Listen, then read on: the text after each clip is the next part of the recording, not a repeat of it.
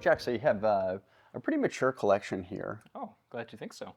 but if there's a piece that you're aspiring to or Mm. you'd consider your Grail watch, what might that be? I have a couple, I mean, I am, well, I guess everybody says this. I'm very satisfied with my collection, but there's always something, kind of going on upstairs, hopefully. I really like the Corne de Vache, the Vacheron. We just recently talked about that. I think that, Interesting. yeah, I don't have like a dressier chronograph. So, obviously there's a couple Pateks that come to mind. But I do have a real soft spot for Vacheron. So, maybe someday I think that would fit in kind of nicely with what's going on currently in the collection. Great piece, great story, Yeah, great history. for sure. I actually don't know the full story behind that watch. If you don't mind taking over here. Well, obviously, it's a tribute piece from the Histories collection. For sure. The Corne de Vache, also nicknamed the CDB, Corne de Vache, Oh, I see. Yeah, okay, that's very clever. is in French, horns of the cow, Right. because the lug design on that watch, It's quite horn-like. exactly, Right. Yeah, it's a very unique shape. yes, which is classic Vacheron, who did many different types of case designs for, what would have been a movement that had put in many other watches from many other Swiss companies at the time. Sure. So to differentiate themselves perhaps a little bit, they did a The more different lugs. they did Yeah. a more unique case design. Now that might not be the exact story or interpretation of why they did such a thing, but I like it. It's good enough for me. well, the cow is a symbolic Swiss Oh, image, why is that? Swiss chocolate, Oh, fair enough. Yeah. Okay. Well, now I want chocolate and Swiss that watch. cheese. I'll take the watch and the cheese and the chocolate as well. The cheese is complimentary. Oh, great.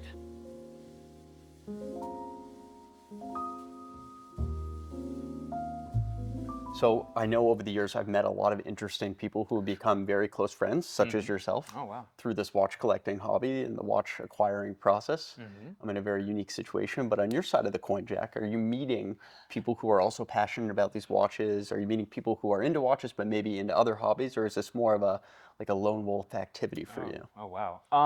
I think it's cool. I think that Boston has a great watch community, and there's lots of different groups, and it's really exciting to kind of see all the development on Newbury Street. I mean, this is really becoming, a hub. Like, this is a destination for people to come to be able to experience all the new boutiques and brands and have everything, in person. So yeah, I've gotten to meet a lot of really interesting people, and I think that there is, as I'm sure you've experienced as well, there's a lot of crossover between, the car world and the watch world and the fashion world and the watch world, and there's kind of a cool place where all of those things can meet. And yeah, I'm certainly enjoying, meeting more folks that kind of have similar interests for sure. And that's obviously, social media helps with that as well. Yeah, why go to New York when we have little Switzerland right on the first block of Newbury Street Man, now? we should coin that. That'd be great.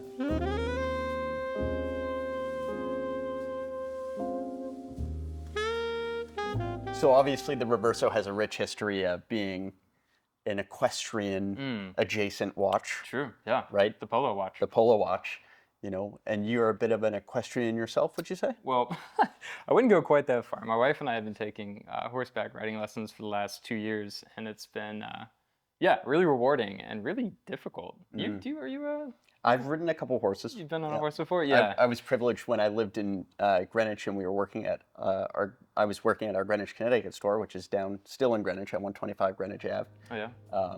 We had partnered. www.tributecriminal.com. Please yeah. subscribe, smash the like button. White Birch Farm is a farm that's owned by a local Greenwich resident, and they're a polo farm, Oh, crazy. and they breed thoroughbred horses, and That's really cool.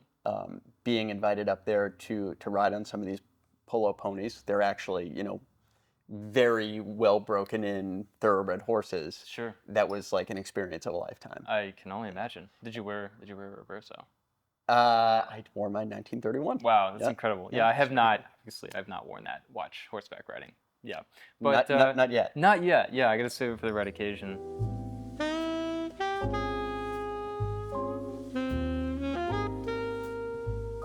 So, Jack, you have a style page on the Instagram.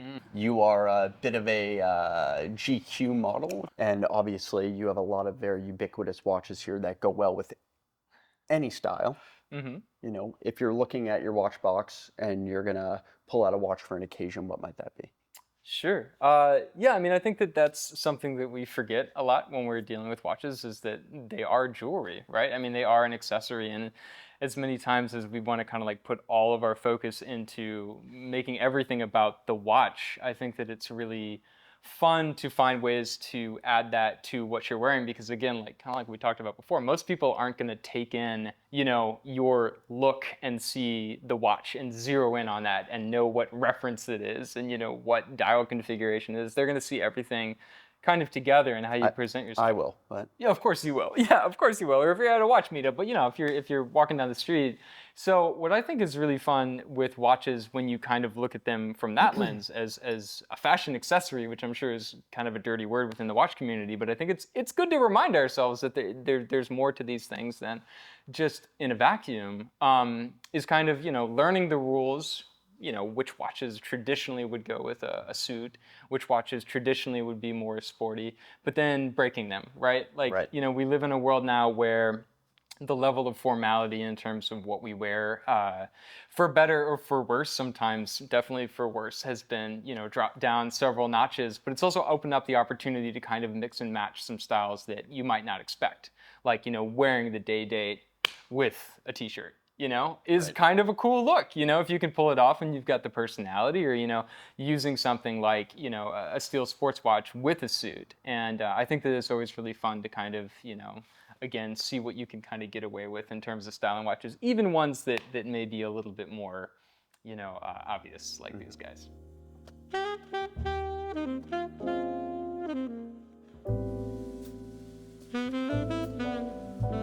So Jack, some folks say that Cartier is more airs on the side of more being jewelry rather than a fine timepiece. What would you say to those folks? Well, I'd say, go actually put one on, and also like look into the history of Cartier, which I think is fantastic. Just from a branding perspective, just from a historical perspective. I mean, really, kind of the first company to figure out how to have an international presence as a brand. And especially the Santos, I think, is one of the most interesting watches in many ways in the entire collection, which I'm sure will be controversial as well. But again, I don't think there's anything wrong with saying that a watch is a piece of jewelry. I mean, I don't really see the negativity there. I'm sure a lot of people would, and they want, oh, it's like a big, sports watch that's got all this, power reserve and all these. But like, that's not, for me, that's not what attracts me to watches. It really, I don't mind admitting it. It's the design. I mean, the design about everything else. I mean, don't get me wrong. What's going on under the hood is really, really important to me as well. And I love knowing how these things work and understanding the advancements in the technology. One of the coolest experiences I've had as a watch collector was getting to do a movement deconstruction and reconstruction with the Horological Society of New York. Very cool. But that being said, at the end of the day, it's the design that speaks to me more than anything else. And I know that, again, as a serious watch collector, that might rub some people the wrong way. But for me, I'm perfectly willing to admit that. And I think that this is one of the coolest designs, not only in terms of its historical significance, but also its relevancy today. I mean, this watch literally could have been designed this year and nobody would know the difference, if you weren't really into watches. But in many ways is, I think, one of the most important watches ever made was the Santos. Why, Jack? Why, Jack? Well, if you think about it, this watch brought the wristwatch into popularity. I mean, really prior to this watch existing, most wristwatches were truly jewelry. They didn't really have a horological, function other than to tell time on a very basic level. There was no thought really put into the resilience of the movement, and using it for anything other than just being something kind of as a talking point on a piece of diamond or something like that. So this watch was really the first sports watch, the first aviator's watch, really the watch that brought this into the zeitgeist of men wearing watches, being something that would be accepted as not just a piece of, fluff that goes on your wrist, but something that, does have some stature to it. And I love it. And I think that the two-tone version of this one has just always been, something that's spoken to me. I think it's really cool. One of my favorite two-tone watches too. Quite lovely. Quite lovely.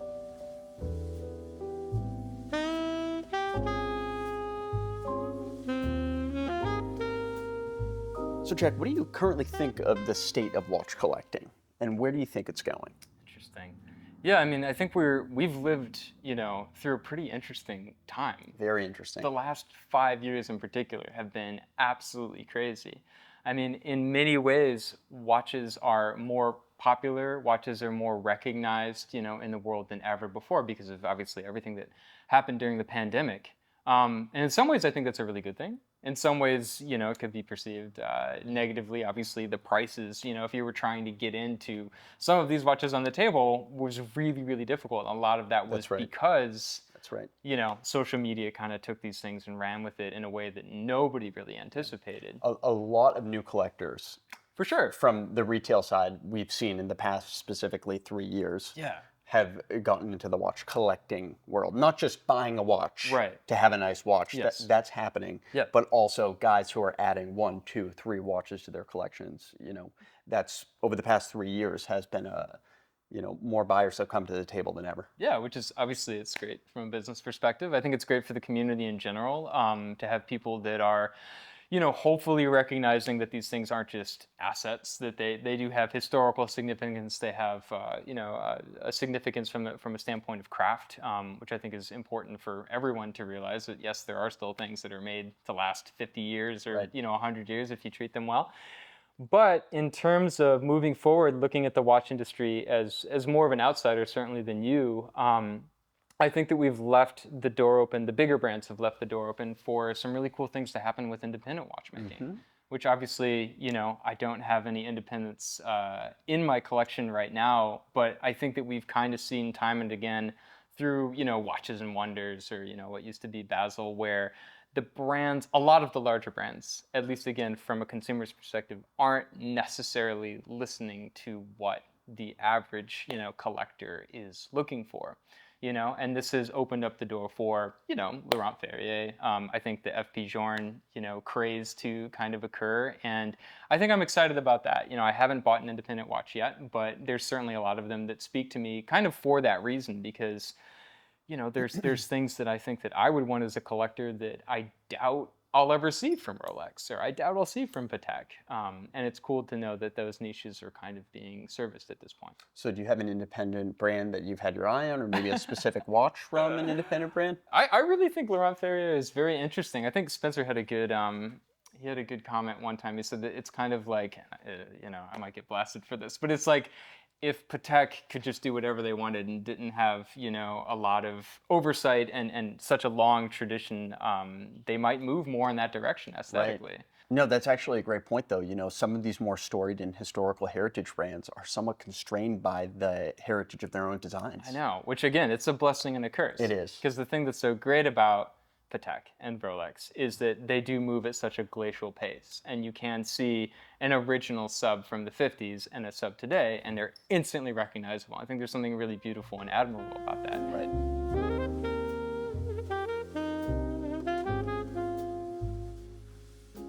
All right, Jack, now we've come to the segment of Collector to Collector where we like to do rapid fire, quick, off-the-cuff answers to a series of yes or no themed questions. Oh, wow. Okay, this is All right. the bonus round. This is a bonus round. Okay. All right, I'm ready. Here we go. Date or no date? No date. Sub or GMT? GMT. Chronograph or calendar? Chronograph. Stainless steel or precious metal? Precious metal. Strap or bracelet? Strap. Light dial or dark dial? Light dial. Swiss or German? Swiss. Daytona or Speedmaster? Daytona. Independence or mainstream? Both. Tourbillon or minute repeater? Neither. Dinner with Laurent Ferrier or FP Journe? How about you? Deal.